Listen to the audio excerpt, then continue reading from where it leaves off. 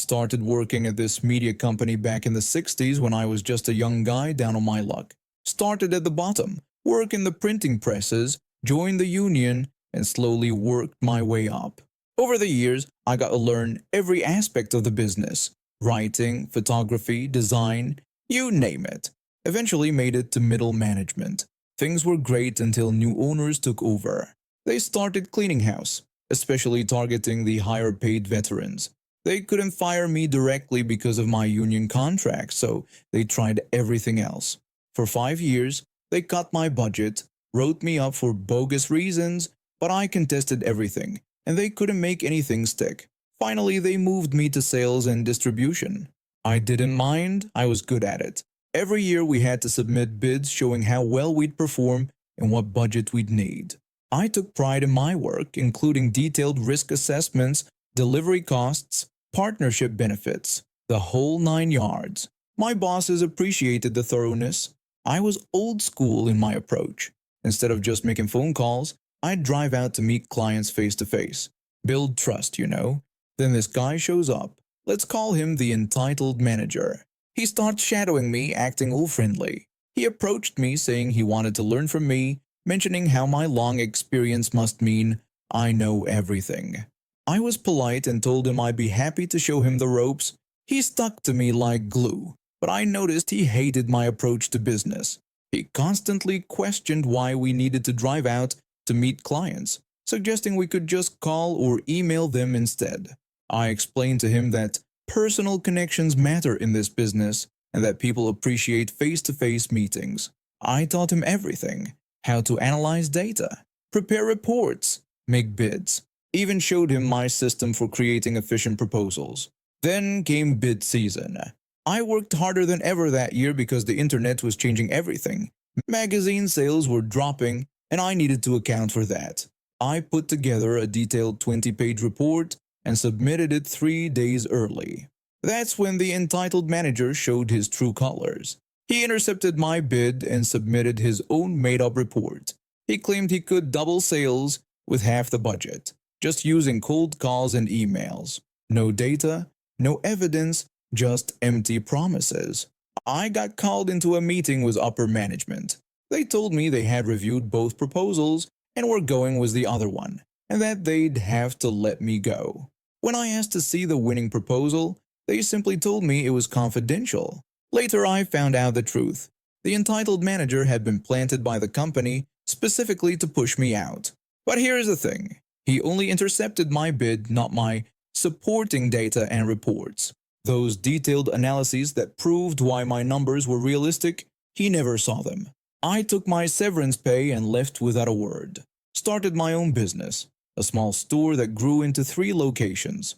A year later I got a call. Upper management reached out to tell me they'd made a terrible mistake and that the numbers weren't adding up. They asked if I would consider coming back. I politely declined, telling them I was doing quite well on my own. Turns out the entitled manager's fake reports and impossible promises caught up with him. After 3 failed attempts to meet his made-up targets, he was fired.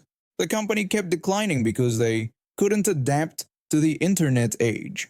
Last I heard, the entitled manager was struggling to find work because his reputation for fabricating reports had spread in the industry. Meanwhile, my stores are doing great and I'm planning to open a 4th location. You know what's funny? If they'd just let me implement my original plans for adapting to digital media, things might have turned out differently for them. But I guess some people have to learn the hard way that experience and honesty matter more than empty promises. After my tech startup crashed and burned in Silicon Valley, I needed a fresh start. New York seemed like the perfect place to reinvent myself, even if it meant taking a pay cut and working as a junior developer at a small firm. That's how I found myself at 27, searching through sketchy Craigslist listings for affordable housing.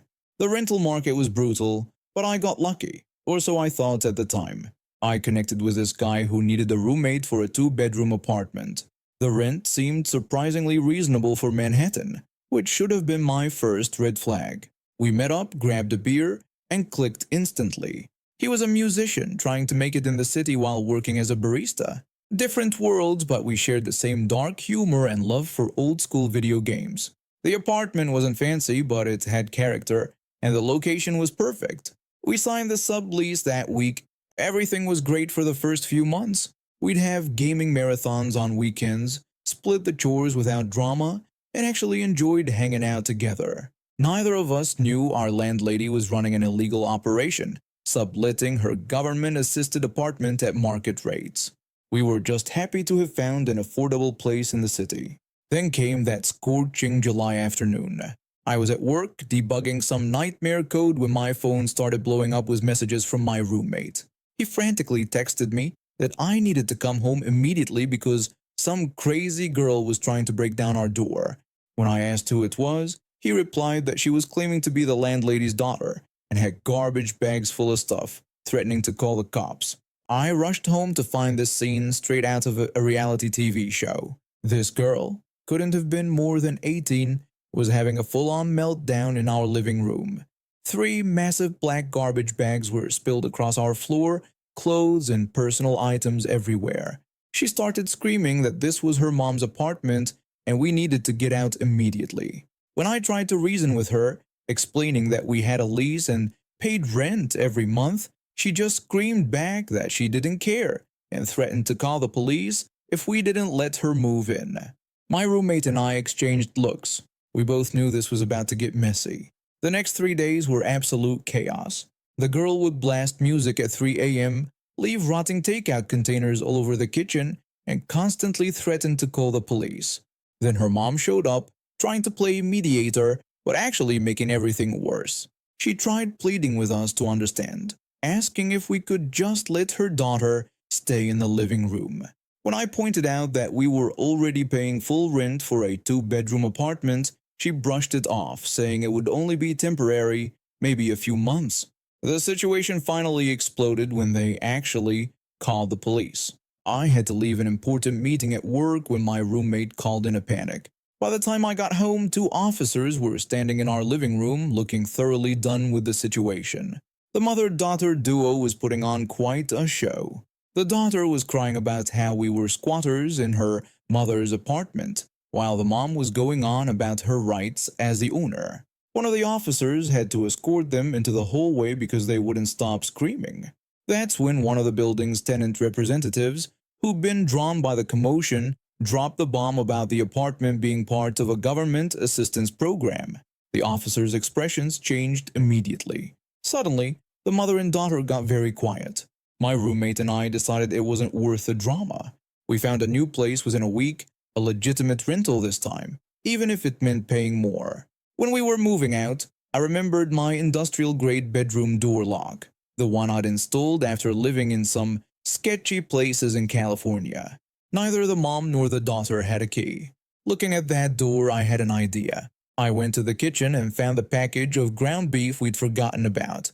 It had been sitting in the back of the fridge for who knows how long, already starting to turn. Perfect. I walked into my old room, placed the meat right in the center of the floor, and locked the door behind me. The window unit was off, and in the July heat, that room was already like an oven. I knew that in a few days that meat would create an unforgettable welcome gift for our entitled friends. A month later, I was walking past our old building and saw a hazmat cleaning crew going in. From the open windows, I could hear the daughter screaming about the smell that wouldn't go away, no matter how much they cleaned. The tenant representative was there too, looking through paperwork with what appeared to be a housing authority official. The mom lost her lease due to the illegal subletting, and the daughter had to move back to wherever she came from. My roommate and I found a better apartment in Brooklyn, where we still game on weekends, but now we always make sure to clean out the fridge before the meat goes bad. I spent over 3 decades working in information technology, specializing in network infrastructure and systems migration. After countless projects across the country, I was looking forward to my retirement, but I had one last major project to complete in Philadelphia. The client was a well-established company transitioning from their outdated computer system to a modern network setup. It was supposed to be a straightforward job: install new servers, upgrade the accounting department's computers, and modernize their retail unit's sales systems. I arrived at the facility, which was situated in a rather rough neighborhood. The building itself was decent enough, and the company was expanding, adding a new wing to accommodate their growth. I had my cable maps ready and was making good progress with the initial server installation when they hired a new manager. She was this young redhead, probably fresh out of college, who walked around like she owned the place. The way she spoke to people made my skin crawl. Always condescending, always acting like everyone else was beneath her. But what really got under my skin was how she treated the new receptionist. The company had just hired this brilliant young Latina woman as their receptionist and switchboard operator. She was perfectly professional, bilingual, and handled multiple calls with impressive efficiency. But from day one, the new manager had it out for her. One morning, I greeted the receptionist and asked her how she was finding the new phone system. She replied politely, telling me she had already memorized all the extensions and was getting faster at transferring calls. The manager happened to walk past at that moment and rudely interrupted, demanding that the response time needed to be under 3 rings. She then criticized the receptionist's accent, claiming customers could barely understand her. When the receptionist quietly mentioned that she hadn't received any complaints about her accent, the manager snapped back that she herself was complaining now. The neighborhood being what it was, we all looked out for each other. Being a bigger guy, over 6 feet tall and around 200 pounds, I often accompanied the female employees to the local sandwich shop for lunch. It was just common sense safety, and I enjoyed the company. One day, the manager called me into her office. She said she needed to discuss my behavior with the staff. When I asked if there was a problem, she complained that I was being too friendly with certain employees, particularly the receptionist and her friends, calling it unprofessional. I reminded her that as a subcontractor, I needed to maintain good working relationships with all employees to effectively do my job. She dismissed this, saying she didn't approve and that these people needed to understand their place. I stood my ground and told her that their place was as valued employees of this company, and I would continue treating them with the respect they deserved. A few days later, the manager decided to show everyone how brave she was by going to the sandwich shop alone. She'd been refusing to ask anyone to accompany her because most of us were friendly with the employees she disliked. When she got to the shop, there was a group of teenage Latina girls hanging out front, regular customers from the local high school. Instead of just walking past them, she stormed into the shop and started demanding the owner kick them out. The shop owner explained that they were paying customers who had never caused any trouble. The manager insisted they were loitering and intimidating other customers, demanding they be removed. The owner refused, telling her that this was their neighborhood and they came there every day after school. She grabbed her sandwich and stormed out, deliberately shoving through the group of girls. Well, these teenagers weren't about to take that kind of treatment. There was a scuffle, and she came limping back to the office looking like she'd been through a tornado. Torn blouse, ripped skirt, and a broken heel. She immediately called the police, claiming she'd been assaulted by a gang. When the officers arrived, they found no group of girls, but they did talk to the shop owner. The owner told them how the woman had come in causing trouble, demanded he kick out his regular customers, and then shoved the girls first. He declared that she wasn't welcome back in his shop. The final straw came a week later. One of our biggest customers sent their project manager, a highly accomplished Latina woman in her mid-30s, to discuss some special orders for a major new project. The manager refused to work with her, making thinly veiled racist comments and being deliberately obstructive. The company owner happened to walk in during this meeting. He stood in the doorway for about 2 minutes, listening to the manager's behavior, then walked straight up to her. He immediately fired her, ordering her to clean out her desk and telling her security would escort her out. When she tried to protest, he cut her off, saying he'd heard enough and that they'd had multiple complaints about her behavior, which he had just witnessed himself and found unacceptable. The project manager tried to smooth things over, saying she didn't want to cause any trouble, but the owner assured her she wasn't causing anything. He explained that this had been building for weeks and apologized for not addressing it sooner. The manager was escorted out that afternoon, still protesting that everyone was against her.